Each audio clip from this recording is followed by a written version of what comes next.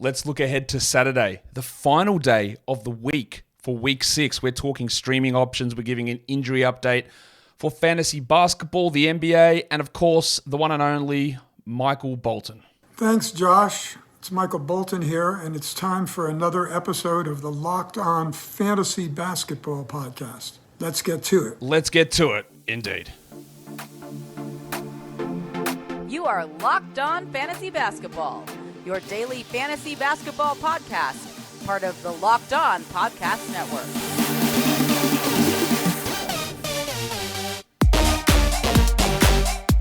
Hello and welcome to the Locked On Fantasy Basketball Podcast, brought to you by Basketball Monster. My name is Josh Lloyd, and this is a message for Father Christmas. Unless you put Jackson back on the good list, I will also punch your beard off. I'm also the lead fantasy analyst at basketballmonster.com, and you can find me on Twitter as always, at redrock_bball, on TikTok at redrock_bball, and on Instagram at LockedOnFantasyBasketball. Today's episode is brought to you by GameTime. Download the GameTime app, use the code, create an account. Well, actually, create an account first, then use the code LockedOnNBA, and you get $20 off your first purchase. Thank you also for making Locked On Fantasy Basketball your first listen every day. We are free, and we are available on all platforms. There are an abundance of games on Saturday, 12 of them. There are 0 games on Sunday, and then we get ready for week 7, one of the weirdest fantasy weeks that we will have ever. It is in-season tournament, final week in week 7. There will be a show tomorrow about that, about looking at it, but we're going to give some tips and pointers throughout this show too. So be aware, be prepared, be ready. So we're talking Saturday's games. There are actually just an absolute shit ton of injuries that we need to look at and statuses that have not been updated. As I just look now, there's a bunch of updates just come through. Love that. Love when I hit record and the injuries all come through. Anything interesting? Yes, some interesting things. All right, we'll go through those when we get to it. All right, let's do that. So let's look at some injury updates. We do know that Chris Paul will be out for the Golden State Warriors. There are 6 teams that are playing a Friday, Saturday back-to-back. That's worth mentioning. The Magic, the Pelicans, the Mavericks, the Suns, the Grizzlies, and the Nuggets. So their injury stuff's going to be very up in the air and could be influenced by what happens on Friday. Chris Paul is out. Jaden McDaniels is out for the Timberwolves. I'm going to go ahead and rule Markelle Fultz out. Until they tell me he's not out, I'm going to rule him out. And they haven't told me that he's not out. So there you go. He still remains out for me. The other one is Wendell Carter, obviously still out there in Orlando. We heard the news today that the skater boy, Zach LaVine, tried a kickflip and he's out with a foot soreness for at least a week. That whole situation continues to be annoying, frustrating. Just the worst, honestly. And with him out, obviously Kobe White, you should have been rostering him all season. Patrick Williams is a guy that I would consider grabbing. Alex Caruso's the next guy there. Dosunmu gets the boost if DeRozan is out. DeRozan is officially questionable. I would not prioritize Dosunmu. I'd deprioritize him behind White, Caruso, Williams with the Levine absence. Dosunmu probably won't start unless DeRozan is out. He was good last game, but that's just usually not what he's like. So then we get through that one right there.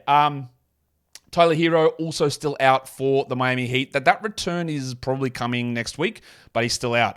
Jalen Smith sticks. He is out for Indiana still. We're going to assume that the Duck, Luke Kennard, is out. Obviously, Ja Morant still remains out. In Memphis, Amen Thompson is out. He's doing a little bit of work at the moment, so probably another week away, I would say there. Paddy Connaughton is out with the ankle sprain. When you have this ankle sprain, and it doesn't look great in game, and you leave the game and don't return, it's not quite the same as a soft tissue to me. But I'm going to expect that Pat misses next week, would be my guess. And then we get to the ones where it is speculation.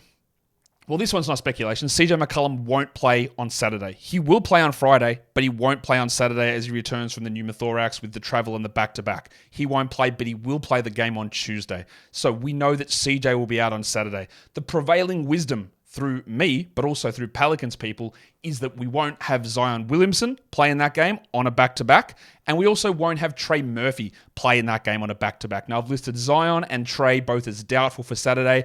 They are playing Friday. Trey Murphy is playing Friday. CJ McCollum is playing Friday. Zion Williamson is playing Friday. But for Saturday on a back-to-back, all of those guys will be out. And this is very, very important because it means your fringe Pelicans, Jordan Hawkins, Dyson Daniels, maybe Jose Alvarado, he's questionable as well. But it's mainly Hawkins and Daniels, even Najee Marshall, have some value on Saturday. But the important thing with that is the Pelicans have qualified for the in-season tournament. So we're just going to be scrambling for rotation guys on these in-season tournament teams to boost our games played in Week 7. So we get an opportunity for Daniels and Hawkins to play 35 minutes on Saturday, which even though there's 12 games on, you would start them most likely on a 12-game day, and then you get the added boost of even getting 20 minutes out of them on Monday or Tuesday, whenever that first game is. And if they win, you get another 20 minutes or so from them on Thursday. The other thing I think to pay attention to with the in-season tournament is that I think teams are going to squeeze the rotation, they're going to tighten it up, and they're going to play bigger minutes to guys. So don't expect like 34 minutes, 35. I think some of the guys will get 40. I think like Halliburton will play 40 minutes and you get 33 out of Miles Turner and 38 out of Bruce Brown, and you might get 37 out of Ingram. I don't know how much Zion pushes up to, but you'll get big minutes, I think, as teams push to win like it's a playoff series. Not like it's a conference finals, not like it's an NBA finals, but like it's a first-round playoff series. I think you're going to get maybe the one guy cut out of the rotation and like a 10% increase in minutes across the main guys. That's how I'm projecting this out for next week. And that all just ties into the Pelican stuff. Gabe Vincent, I don't expect back, but we don't have that Lakers update yet. We've got old mate, calf finger legend Andrew Wiggins missed the last game after slamming his finger in that door. His return will impact quite a lot of stuff, quite obviously, just in terms of minutes distributions. Brandon Miller and Big Dick Nick Richards missed the last game. Miller with an ankle problem, Richards with a concussion, which seems to be lingering, and they both have significant impacts. Bryce McGowan's was pretty good last game for Miller. He'll have no impact if Brandon plays. But if Richards does play, what does that do for PJ Washington? What does it do for Mark Williams? Now, it's very, very clear that Mark Williams and PJ Washington are better players than Nick Richards. But that doesn't mean that Nick Richards won't impact them, because he might. So we need to pay attention to that. The other one there is Goose. Anthony Edwards dealing with a hip issue. I don't think that he plays. I don't know, but I don't. It was a scary fall. He couldn't really move. He missed last game. I think he will miss this game. Having a screwed up hip, you can't really play anywhere near your best basketball. So that's not ideal. And if he is out, what we saw was Troy Brown starting, but it was the usage and the opportunities going to Nickeil Alexander-Walker. And he would have become an excellent stream if Edwards is out. And we've got it basically written in stone. Kyle Anderson is a backup power forward. That's what he is now. He's not playing at the 3 really at all. I've probably got the details on how much he has played at the 3. We also just got, right now, as I'm recording this, and this is, again, the NBA moves quickly. Things are always just changing as it happens. Bam Adebayo is ruled out for Saturday's game. You will see him come up in a second on a slide listed as questionable, but he is out. Who else is? Jimmy Butler is probable as well. So Bam is out. All right. Haywood Highsmith returns. Duncan Robinson's okay. I don't know what they do. They started Thomas Bryant in his position, and every single game they start Thomas Bryant and go, yeah, the guy's dreadful, and then they don't play him. And then Orlando Robinson outplays him. And then the next game they go, oh, how about this young upstart, this young guy here? Ooh, Thomas Bryant? Maybe we'll give him a go. And then he fails. And the next time they go back, who can we play? Oh, it says Thomas Bryant's a center. Let's play him. And they do it again. Will they fall for the banana in the tailpipe once more for like the 4th time this season? Or will they just start Orlando Robinson and Kevin Love? I don't know. With the 12-game slate on, I'm not taking the risk of the Thomas Bryant Jedi mind trick experience. Let's go to the next slide. Royce O'Neal. He missed the last game. He is off the injury report, so he's ready to go. Dennis Smith Jr., I believe, has been upgraded to probable. Let me double-check that before I start spouting off. Yes, he has been upgraded to probable. John Isaac is playing on Friday, but I'm still going to list him questionable for Saturday's game on the back-to-back. And in very, very good news, or also perhaps very confusing news, Bojan Bogdanovic has been upgraded to probable. So Bojan is probable for the Pistons. How the hell all that works, I don't know. And if they don't bench Isaiah Stewart to start Bojan Bogdanovic, I'm going to be upset. But they could just bench Isaiah Livers. I don't know what they're going to do. Bojan is a guy to grab. Upside is relatively low, but you do want to grab him. Dean Wade is questionable, and DeMar DeRozan is officially questionable. Back to Bojan and the Pistons. They also, completely out of nowhere, hey, Asar Thompson's got a facial fracture. He's probable. Excuse me? What? What? Did him and Monty get into a fight? Why would you be probable with a facial fracture? Is he going to come out Batman style? I don't know where this came from. Like I said on yesterday's recap show, I am holding Asar Thompson and I am holding Jaden Ivey. I don't have to drop them straight away. them being benched for one game does not mean that they are benched the entire season. Because if that did hold true, then they wouldn't have moved to the bench in the first place because they started the game before. And Ivy's already been back and forward. We make decisions based on guys that are available and whether we need to make these calls. And look, they are obviously towards the back end of your roster. But that move yesterday doesn't mean that it's an automatic drop, and it doesn't mean it's an automatic add for Killian Hayes or Isaiah Livers, obviously. The next bunch of injuries, like I said, there are a lot of them. And, before I get into the next bunch of injuries, I do need to tell you that today's episode is brought to you by FanDuel Sportsbook. As the weather gets colder, the NFL offers stay hot on FanDuel, so do the NBA offers, in fact. And right now, new customers get $150 in bonus bets with any winning $5 moneyline bet. That's $150 if your team wins. So if you've been thinking about joining FanDuel, there's never been a better time to get in on the action. If we go and have a look, what are the odds for MVP over on FanDuel? Jokic is far and away the favorite, and then second is Doncic and third is Embiid. Shea's down at fifth at plus 1,000. That's not right. What? I would be plus 1,000 for Shea. The favourites for the in-season tournament, Boston, Milwaukee, and the Kings as third favourite. Very interesting. And in-season tournament MVP, Jason Tatum is the favourite with De'Aaron Fox in second place. FanDuel's got some interesting odds, but you've got to put your $5 moneyline bet on first, and then you get your $150 in bonus bets. And then you can use it on parlays, in-season tournament bets, sides, totals, props, futures. It's all there. So go to FanDuel.com/lockedon and get into the NBA season. FanDuel, an official partner of the NFL. And don't forget to gamble responsibly. I told you there's a lot of injuries, and I feel like I'm just going to I feel like I'm going too in-depth here, but that's all right. Jose Alvarado is questionable for Friday's game, so I'm going to put him questionable for Saturday's game. Matty Ryan is doubtful for Friday, so I'm going to put him questionable for Saturday. Bam Adebayo was questionable. He is out. Andre Jackson Jr. is officially questionable. Devin Booker is out for Phoenix on Friday. That is not a shock at all. I had originally listed him doubtful, then they listed him questionable. And okay, dickheads, he's not going to play. He is not going to play, but I don't know what's going to happen Saturday. I think that questionable tag on Booker looks more like a doubtful tag, and they save him, get him ready for the tournament game next week. Xavier T. Illman, it is a back-to-back here for Memphis. So if Tillman does not play in the game on Friday, then I would say that he is a chance of playing on Saturday. If Tillman does play in Friday's game, then I would say he is out on Saturday. I would think coming back from this nebulous knee soreness would put him at risk, and he wouldn't play the back-to-back. So we just got to see which one he does play. Luka Doncic and Dante Exum are both out for Friday's game for personal reasons. Luka and his partner had a baby, so I guess there's a significant chance that he does not play on Saturday's game. Exum, I'm not sure what the situation is there. Timmy Hardaway is questionable for Friday. He would get a big boost, and so would Josh Green if Luka is out. We'll get more of an idea about that on Friday. Maybe they run Jaden Hardy. I don't know. I don't know why Hardy's so far down the list, but that's what's happening. And then Maxi Kleber, I don't really have a timeline on it. I don't expect that he plays. In Utah, both Jordan Clarkson and Lauri Markkanen are questionable. If Markkanen misses, we do look at Simone Fontecchio. If Clarkson misses, Colin Sexton's the guy that steps in and you can stream there. And I really don't think they're going to continue the Omer Yurtseven starting experience. Maybe they do. Maybe I've lost my mind. In Denver, this is a back-to-back for Denver. At the moment, we don't have statuses on these guys, but what we know that Aaron Gordon and Jamal Murray are both questionable for Friday's game. Murray returned from the hamstring injury, looked to tweak his ankle straight away, and Gordon's missed 3 games with a heel problem.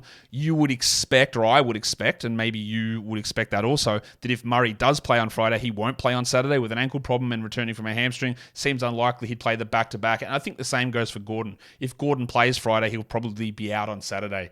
Keegan Murray officially practiced, so it looks like that questionable tag is closer to probable. While the Wild Thing, Jay Sean Tate and Fred VanVleet are both off the injury report. They missed last game. They're both off and ready to go. And then we've got a bunch of the Lakers injuries. Rui Hachimura, Jackson Hayes, Jared Vanderbilt-Barr, and Cam Reddish. I think Reddish will play. I think Rui's a chance. I think Vanderbilt's probably closer to doubtful. And Hayes is probably a true questionable there. Really hard to know, but they're 4 rotation players, and it impacts things like Wood. It impacts things like Reddish if he plays, and then Christie and all these trickle-down effects. The 20 minutes we're giving to Jalen Hood-Schifino, that rotation can change up quite a bit. And then there's 2 probable tags. Peyton Watson's probable for Friday. I think he would play both games. And Paulo Banchero is probable on a back-to-back there on Friday as well. I think he might have actually just been ruled in. I'm just going to double-check that.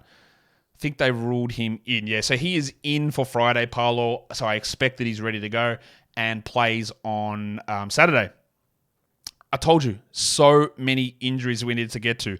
And now that's because there's a lot of things that are going to change. Now we need to get in and look at the actual streaming options for the games on Saturday to try and win your week in a points league.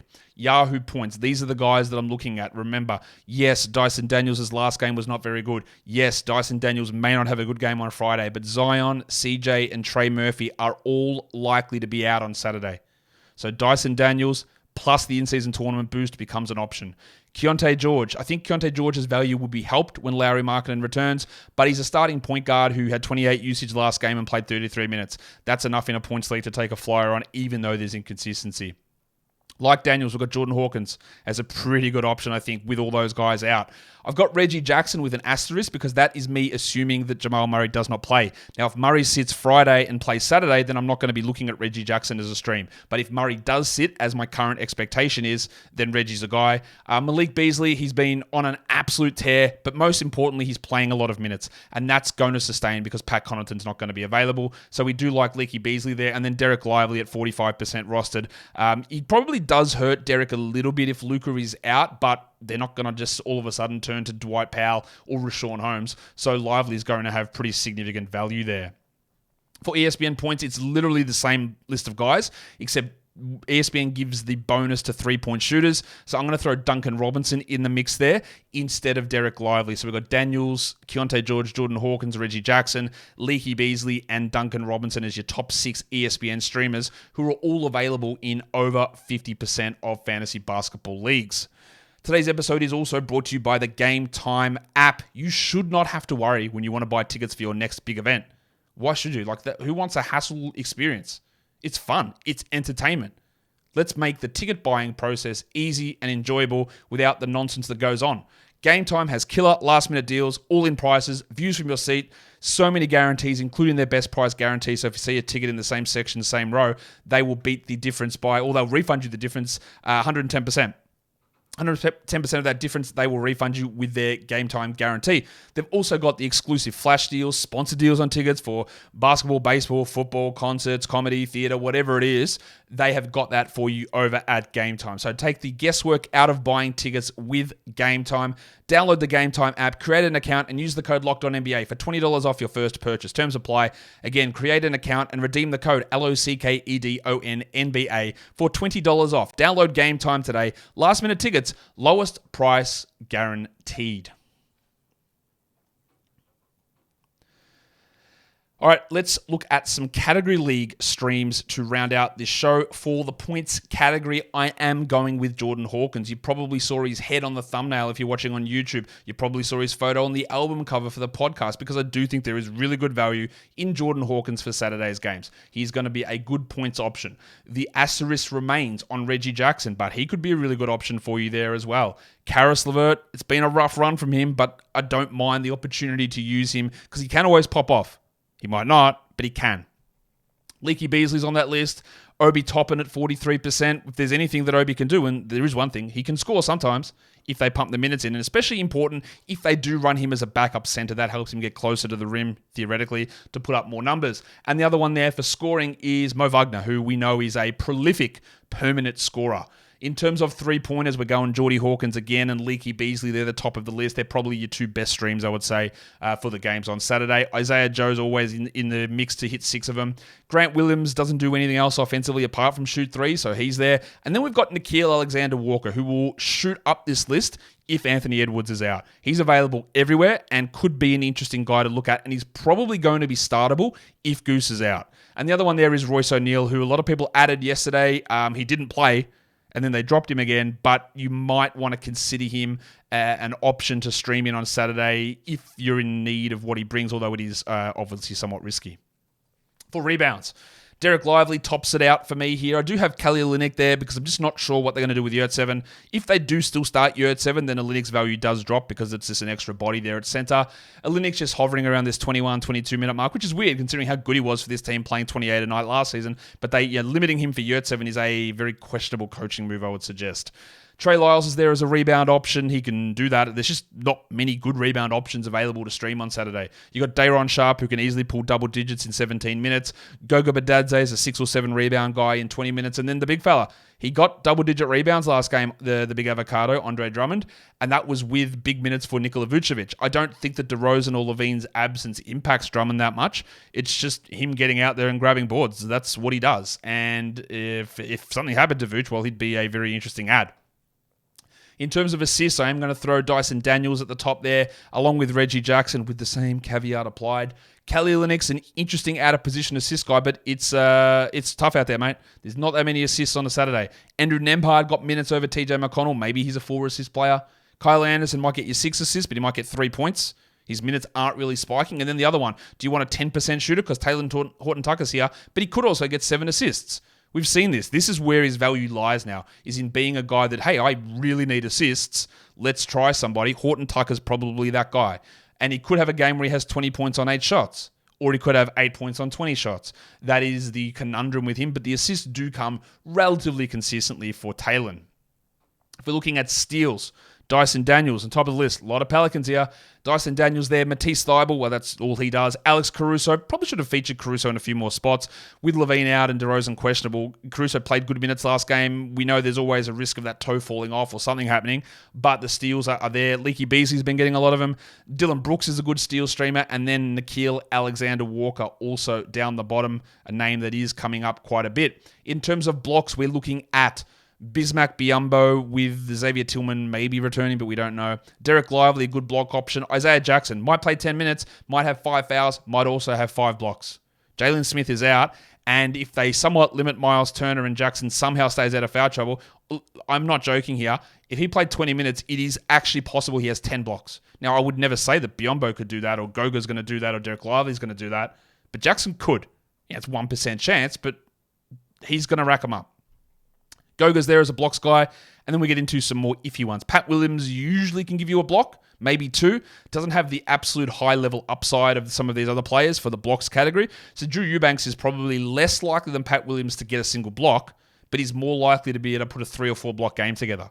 And that's where you got to debate. Do you want the safety of 1 to 2 that Pat gives you, or the 4 block upside that Drew Eubanks has? Because Eubanks could do that. Nurkic gets in foul trouble, he struggles. Eubanks gets on fire, blocks 4 shots in a half. It happens, and it has happened already this season. And that can be a hard thing for me to project, but also for you to make that decision on when you're trying to chase that one category. For field goal percentage, Obi Toppin's quite high up there on that list. He's a good option there. Derek Lively, Mo Wagner, Goga Bitadze, Andre Drummond, and Bismack Biyombo. All 6 of those names we've already mentioned in other category sections.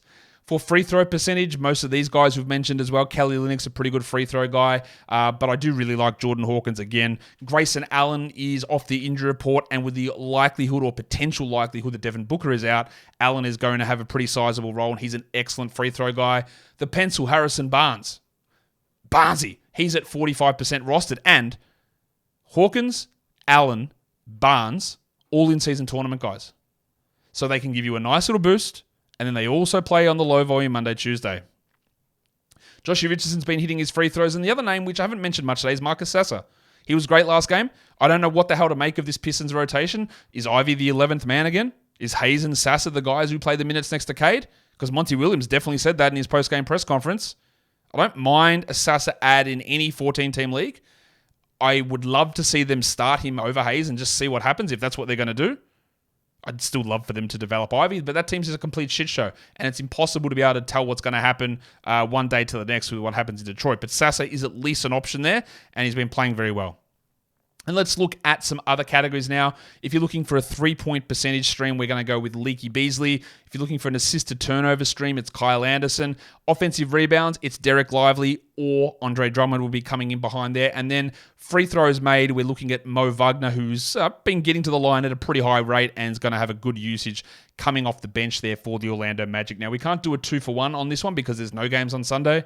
And I'm not going to do chunks either because all it is target the in-season tournament guys Monday or Tuesday, and no one has a Monday, Tuesday back-to-back. So all you're looking at is get your in-season tournament guys in and hopefully pick the guys in the in-season tournament that you think are going to win so you can get another game from them on Thursday. Very weird week, unprecedented week, exciting to see how it all plays out, and single elimination basketball is bloody fun. And and I'm excited to watch it. And that does it for the look ahead for Saturday, the final day of Week 6. No game Sunday. This is the end of Week 6. Good luck with your streams. Follow this podcast, Apple Podcasts, Google Podcasts, Spotify, and on the Odyssey app and on YouTube. We are 900 people away from hitting 70,000 subscribers.